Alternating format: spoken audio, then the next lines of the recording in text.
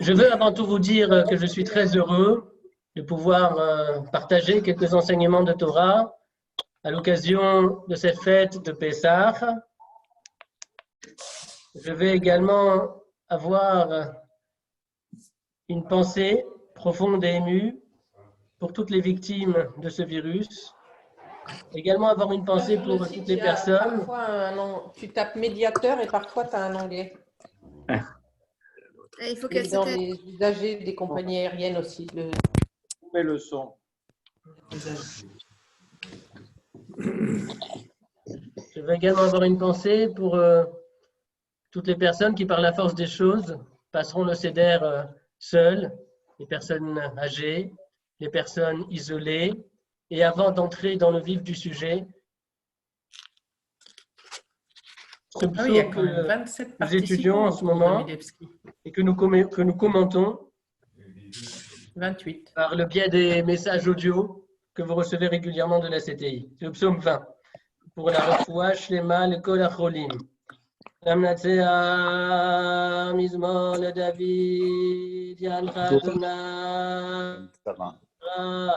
ישגבך השם אלוהי יעקב ישלח עזרך מקודש ומציון ישמח יזכור כל מנהותיך ועולתך ידשנה סלע ייתן לך חלבבך וכל עצתך ימלא נרננה אלוהינו נדגול, ימלא אדוני כל משאלותיך. עתה ידעתי כי הושיע אדוני משיחו, יענהו משמי קודשו, גבורות ישע ימינו. אלה ברכב ואלה בסוסים, ואנחנו בשם אדוני אלוהינו נזכיר. אימה קראו ונפלו, וענו ונתעודד. אדוני הושיע, המלך יעננו, Amen. Donc, les deux qui fait. Amis, vous avez été nombreux à m'interroger sur le sens, sur la signification de la fête de Pessah cette année. On te voit? Confinés dans ce moment de si grande détresse pour l'humanité.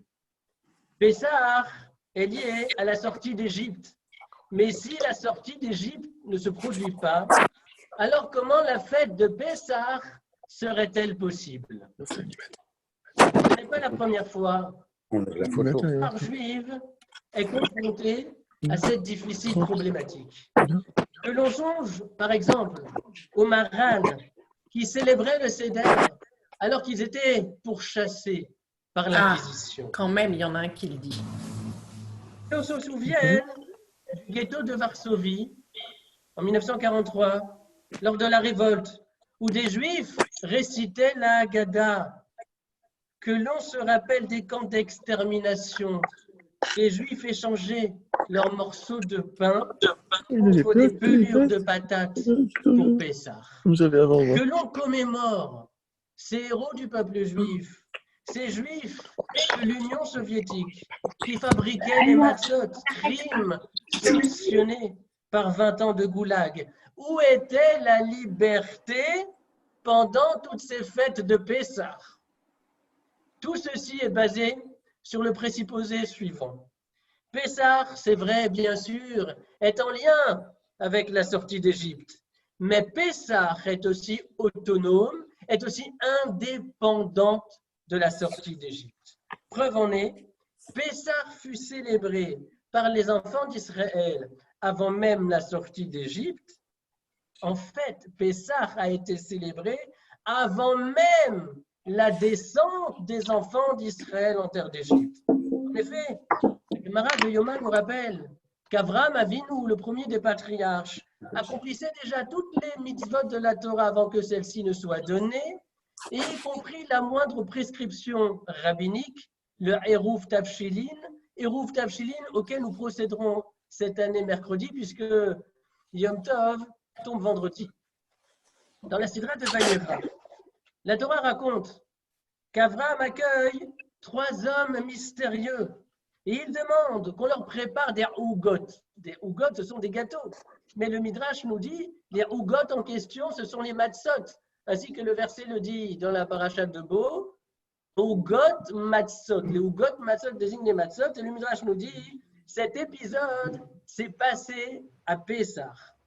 Dans la même sidra de Vayera, la Torah raconte que Lot, le neveu d'Abraham, a préparé des matzot, Afa et Matzot, il a préparé des matzot pour les deux malachim venus le visiter. Et Rashi rapporte le Midrash, Pesach Chaya. Ça s'est passé à l'occasion. Un peu plus loin, dans le récit biblique, dans la paracha de Toldot, Yitzhak demande à son fils Esav de lui préparer 2 chevreaux. Et Rashi, au nom du Midrash, écrit que l'un des 2 chevreaux avait le statut de Korban Pessah, puisque Rashi ajoute, cet épisode s'est produit à Pessah. Et bien évidemment, Rashi sait très bien, comme le Midrash, qu'Abraham, Yitzhak et Yaakov ont vécu bien avant la descente des enfants d'Israël en terre d'Égypte. Autrement dit, il y a eu consommation de matzot, il y a eu Korban Pessah sans lien avec les événements de la sortie d'Égypte. Il y a eu les mitzvot sans les événements que ces mitzvot sont censés célébrer. Autrement dit, il y a eu religion sans l'histoire. Il y a eu religion sans l'histoire parce que précisément, dans la tradition d'Israël, ce n'est pas l'histoire qui fait la religion. C'est la quintessence même du premier Midrash Bereshit Rabbah sur le premier verset de la Torah.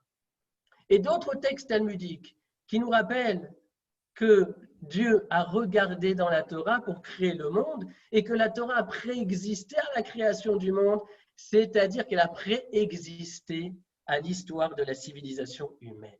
Il y a eu Pessah sans qu'il y ait sorti d'Égypte.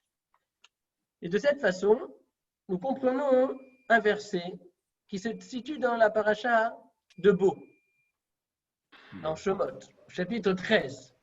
Le verset nous dit « Des matzot seront consommés 7 jours, tu ne posséderas ni chametz ni levain dans tes maisons. » Donc, il est question de la mitzvah de consommer la matzah et l'interdiction de posséder du chametz à Pessah.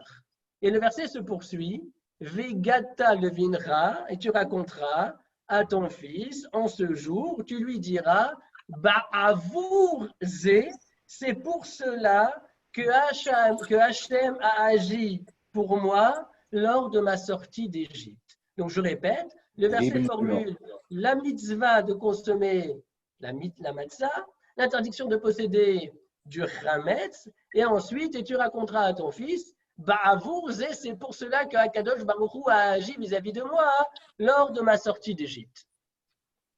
Ba'avour zé, pour cela. Mais pourquoi? A priori, ce n'est pas écrit. Qu'est-ce que cela veut dire? C'est pour cela que Dieu me fait sortir du pays d'Égypte. Le Rav Yosef Dov Alevi Soloveitchik de Brisk, dans son Beth Alevi, qu'il faut mettre en rapport Ba'avour zé, c'est pour cela, avec le verset précédent. Or, le verset précédent, on l'a dit, c'est la mitzvah de consommer la matzah et c'est l'interdiction de posséder du chametz. Autrement dit, nous dit le Rav Yosef Dov Alevi Soloveitchik de Brisk, c'est pour cela, c'est-à-dire c'est pour ces mitzvot, l'interdiction de posséder du chametz et de manger de la matzah, c'est pour cela, c'est pour leur donner du sens que Hachem m'a fait sortir de la terre d'Égypte. C'est en quelque sorte pour retirer à ces mitzvot un peu de la dimension du roc. C'est pour cela que Dieu a suscité tous les événements qui ont conduit à la libération. Parce qu'effectivement, la loi de Pessah est désignée dans la Torah comme étant roc. Shemot, chapitre 12, le verset nous dit « Vous célébrerez la fête pour Hachem, pour vos générations, Chukat Olam ». Or, ceci est très surprenant parce que nous savons que dans la Torah, il y a différentes catégories de prescriptions bibliques. L'une d'elles s'appelle roc, et le roc, en général, désigne une mitzvah qui dépasse l'entendement humain. C'est une mitzvah qu'on ne peut pas expliquer, qu'on ne peut pas justifier, qu'on ne peut pas légitimer par la raison. Or, le verset, il dit nous dit que la fête de Pessah et toutes les lois relatives à la fête de Pessah, c'est Chukat Olam, c'est-à-dire quelque chose qui dépasse l'entendement. Et donc, nous découvrons que la sortie d'Égypte constitue une parcelle de Pessah, mais que Pessah dépasse largement la sortie d'Égypte. De plus, le verset que nous venons de mentionner est un enseignement très précieux pour la question que nous avons posée au début, quel est le sens de Pessah cette année? Mais en réalité, il faut s'interroger. Et les autres années alors, quelle est la signification de la fête de Pessah ou quelle doit être sa signification? Est-ce que c'est la célébration de la liberté politique, c'est-à-dire la disponibilité de pouvoir se mouvoir, de pouvoir réaliser les aspirations de chacun? Est-ce que c'est cela que célèbre la fête de Pessah? Et le verset nous a dit V'chagotem oto chag. Sont bonnes? Un rapport avec la dimension spirituelle de l'existence humaine. C'est la liberté spirituelle, c'est la faculté de s'attacher à Hachem. Et la faculté de s'attacher il y a ce qu'il faut. Hein. à Hachem, c'est dépasser les contingences matérielles de ce monde. Il y a la fête de Pessah, même s'il n'y a pas de la sortie d'Égypte. Et dans cette perspective, nous pouvons continuer le raisonnement en posant une question sur un passage du Zohar très étonnant qui commente le verset qui se situe au début de Shemot et qui décrit le labeur des enfants d'Israël en terre d'Égypte. Le passouk nous dit ils ont rendu la mer amère de la vie des enfants d'Israël, Ba'avoda kasha, avec un dur travail, Bechomer, avec le bitume, Venim, avec les briques, on veut la Boda Basadé, avec toutes sortes de travaux dans les champs. Et le Zohar propose un commentaire très inattendu, très surprenant sur ce verset. Il dit la chose suivante. Ils ont rendu amère la vie des enfants d'Israël. Avoda kasha. Avoda kasha se réfère à kashia, à la kushia, à la question. Travail Dans le difficile. Talmud, on pose des questions. Chomer, le bitume, renvoie au kalva chomer, au raisonnement, a fortiori que l'on utilise très souvent dans la pensée talmudique. Les vénim, c'est les briques, renvoient au liboun halacha, à cet effort nécessaire pour clarifier la halacha. Uvochol avoda basadé, toutes sortes de travaux dans les champs, se réfèrent à la braïta. La braïta, ce sont des textes d'origine tanaïtique qui n'ont pas été incorporés dans le corpus de la Mishnah. Braïta veut dire texte à l'extérieur, tel le champ par rapport à la maison. Et donc, on est très surpris en lisant ce passage du Zohar, d'ailleurs qui est très connu. Vous avez l'irruption du langage talmudique au cœur de l'enfer de l'esclavage. Et bien évidemment, il faut comprendre ce que cela signifie.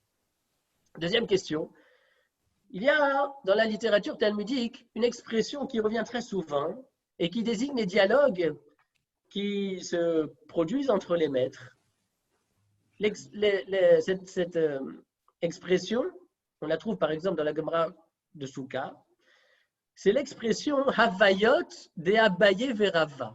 Les Havayot de Abaye et de Rava, Abaye et Rava sont Ils des écoutent grands tous le maîtres, cours très en grands cours. maîtres du Talmud. Les Roitman, les Trink, les Rivlin, Joël. Et c'est comme ça qu'on appelle le dialogue entre Abaye et Rava, les Havayot. Mais qu'est-ce que ça veut dire Havayot? Havayot, c'est le pluriel de Havaya. Havaya, ça veut dire l'être. Comment expliquer cette désignation?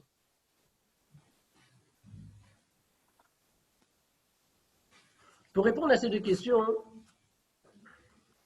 il faut nous pencher sur un passage de la Haggadah de Pessah. Un passage étonnant aussi, qui nécessite clarification. Le passage où il est dit Va'afilu kulanu chachamim, kulanu nvonim, kulanu zkenim, kulanu yodim et Torah, mitzvah aleinu le saper b'sipur Yetziat Mitzrayim. Même si nous sommes tous des chachamim, des gens intelligents, kulanu nevonim, des gens qui savent discerner, kulanu zkenim, même si nous sommes tous des anciens, Ven Zaken et la Mishekana Chorma, et l'ancien, ce n'est pas forcément celui qui a beaucoup vécu, c'est celui qui a acquis la sagesse de la vie. Afinu Kulanu Yodim et Torah, même si nous savons, même si nous connaissons tous la Torah, nous dit la Haggadah, c'est une prescription biblique de relater la sortie d'Égypte. Et ce passage de la Haggadah est aussi très étonnant car pourquoi, au prétexte que nous connaissions la Torah, nous serions dispensés de la mitzvah de la Haggadah de Pessah? C'est très étonnant. Qu'est-ce que cela veut dire? Et pour répondre à cette question, je veux m'inspirer d'un ouvrage, le Tiferet Shlomo, écrit par Rabbi Shlomo de Radomsk. Et puisque je vois monsieur et madame Trink qui écoutent, je veux les remercier puisque c'est monsieur et madame Trink qui m'ont offert le Tiferet Shlomo de Rabbi Shlomo de Radomsk, donc Toda Rabba. Et voilà ce qu'il dit.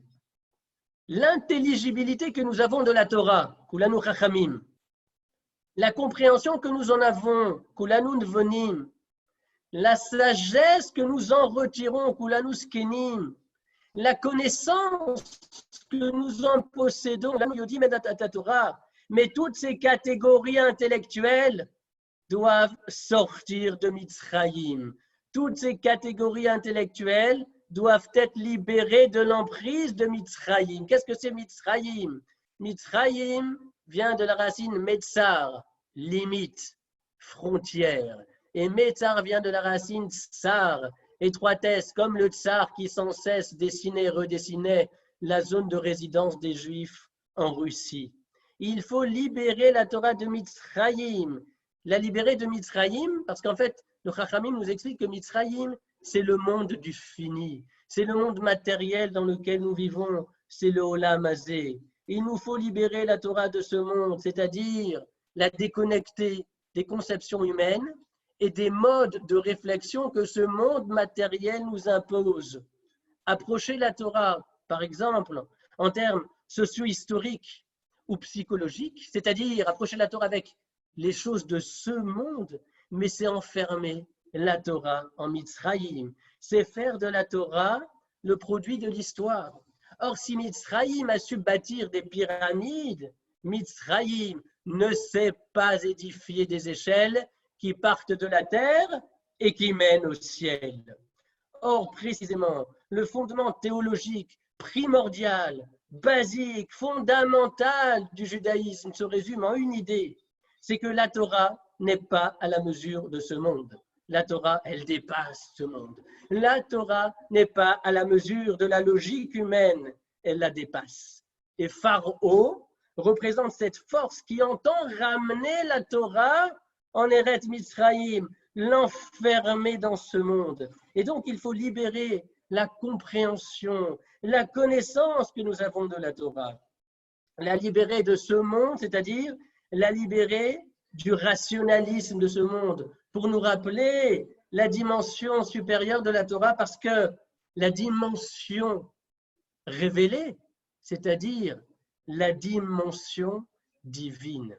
Et c'est précisément dans ces termes d'autonomie, de libération, d'affranchissement que le Rav Yosef Dov Halevi Soloveitchik de Boston, l'arrière-petit-fils du Rav Yosef Dov Halevi Soloveitchik de Brisk que nous avons cité il y a quelques instants, c'est précisément en ces termes que le Rav Soloveitchik écrit, et je cite, à son époque, Kant, le grand philosophe allemand, avait professé l'autonomie de la compréhension pure de la connaissance mathématique et scientifique. Ça veut dire que lorsqu'on a un travail de mathématicien, il faut uniquement se référer au travail objectif du mathématicien sans prendre en considération toute la dimension psychologique du mathématicien. De la même manière, nous dit le Rav Soloveitchik, l'homme de la halakha se bat pour libérer la compréhension de la halakha de ce monde et exige son indépendance parfaite. Les explications ou justifications de type psychologique ou sociologique de la halakha attente à son âme de la même manière qu'une expérimentation de ce type détruirait la réflexion mathématique. Je termine ici la citation, mais le Rav Soloveitchik continue à développer ce parallèle. Et donc, en fait, il faut libérer la Torah de Mitzrayim, c'est-à-dire il faut libérer la Torah de ce que pense ce monde. Et de cette manière, Rabbi Shlomo de Radomsk observe également que la Torah met en lien de nombreuses prescriptions bibliques, de nombreuses mitzvot avec la sortie d'Égypte, alors que souvent, ces mitzvot, a priori, n'ont aucun rapport direct avec la sortie d'Égypte. Certaines mitzvot ont un rapport avec la sortie d'Égypte, d'autres non. C'est le cas pour le Shabbat, c'est le cas pour les tfilines, c'est le cas pour les tzitzit, c'est le cas pour la mitzvah de Pidyon Haben, cette prescription qui nous demande de racheter le premier-né au Kohen. Les lois de la cacheroute à la fin de la parashat de Shmini, les lois de l'alimentation juive, se terminent également par le rappel de la sortie d'Égypte.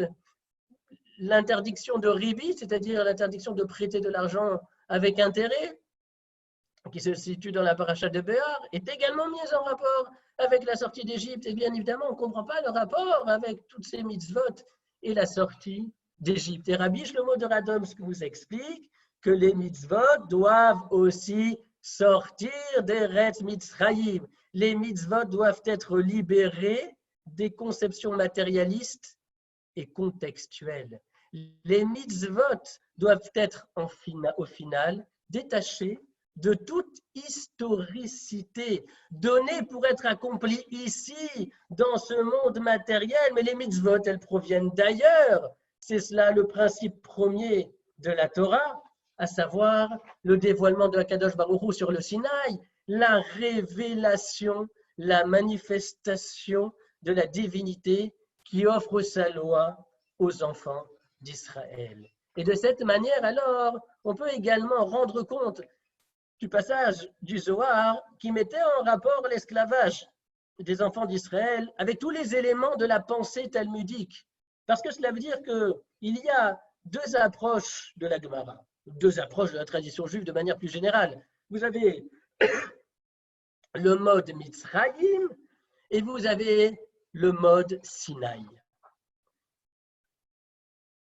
Est-ce qu'on enferme la tradition juive dans un contexte, en expliquant qu'elle a surgi à un moment de l'histoire, dans une région particulière, auquel cas son propos est relatif et on devine toutes les conséquences que cela peut avoir, ou bien considère-t-on la tradition talmudique, la tradition juive, comme porteuse de l'infini divin, transcendant le temps et les contrées, et surtout écrin de la parole de Dieu. On peut reformuler la question. Préfère-t-on la liberté de l'âme, qui induit, c'est vrai, des obligations et des choses que l'on ne comprend pas, et des mitzvot auxquelles on ne peut pas donner d'explication, ou préfère-t-on l'enfermement dans ce monde, avec les choses de ce monde, avec les concepts de ce monde, qui n'impliquent alors aucun devoir ni restriction. Qu'est-ce que l'on fait de la Torah? Est-ce qu'on en fait un livre d'histoire ou alors on en fait? Alors, on comprend parfaitement cette expression talmudique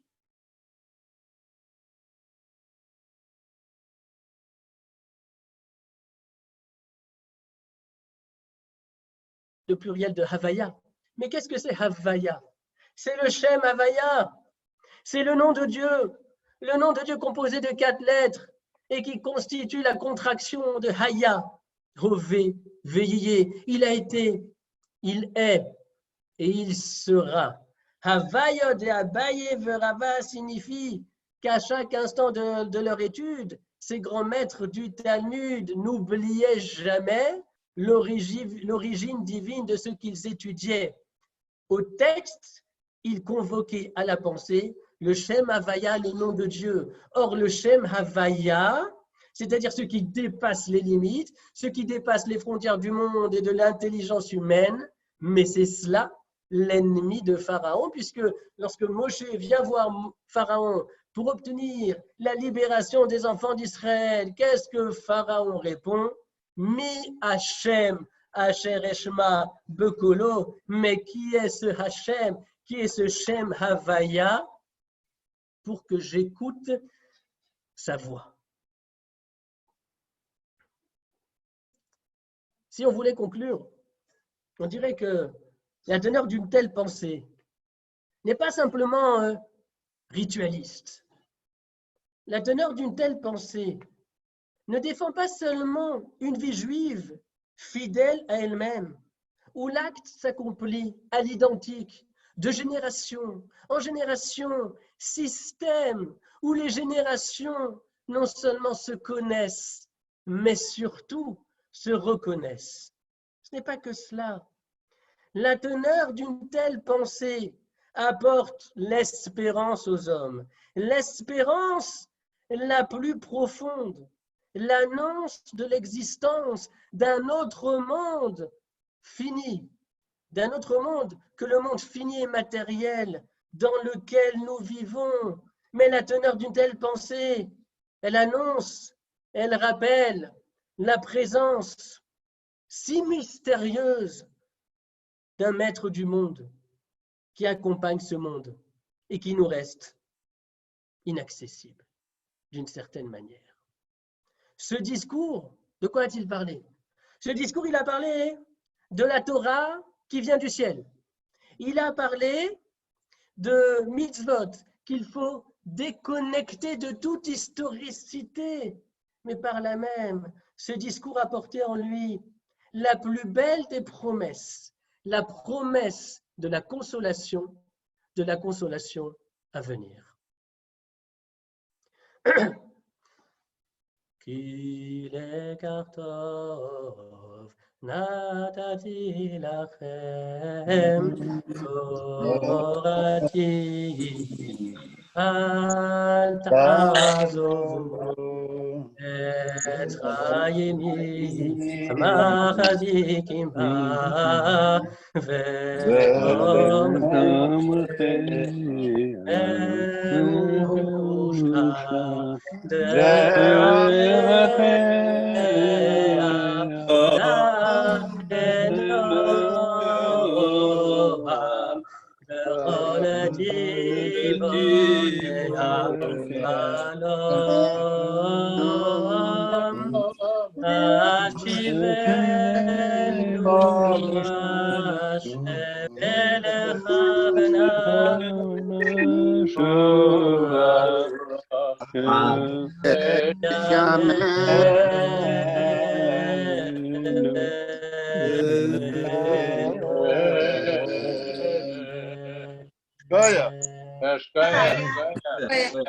Merci. Ouais.